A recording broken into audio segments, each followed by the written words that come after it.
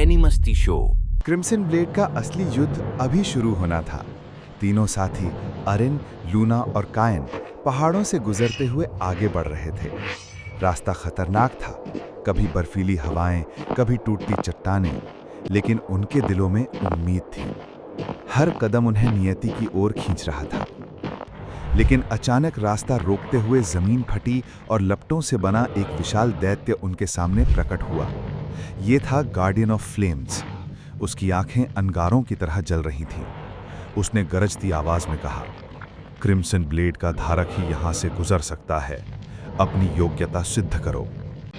अरिन ने तलवार उठाई और हमला करने की कोशिश की, लेकिन उसकी ताकत एक बार फिर काबू से बाहर हो गई। ऊर्जा बेकाबू होकर चारों ओर फैलने लगी। हर वार उसे ही पीछे धकेल रहा था। गार्डियन लगातार आग बरसा रहा था और अरिन उसके सामने असहाय लग रहा था। तभी लूना आगे आई।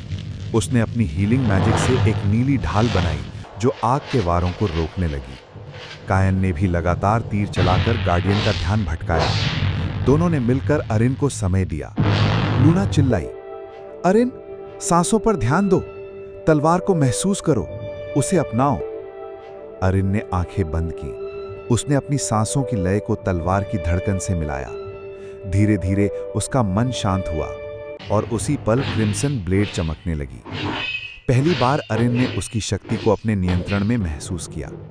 उसने तलवार उठाई और पूरी ताकत से वार किया।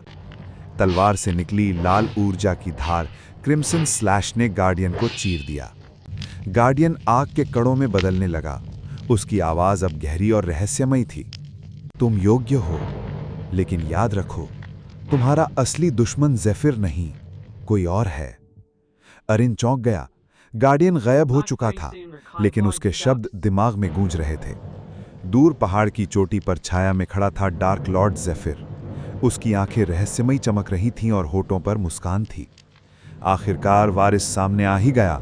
खेल अब शुरू होगा। तीनों साथी चोटी की ओर बढ़ते हैं।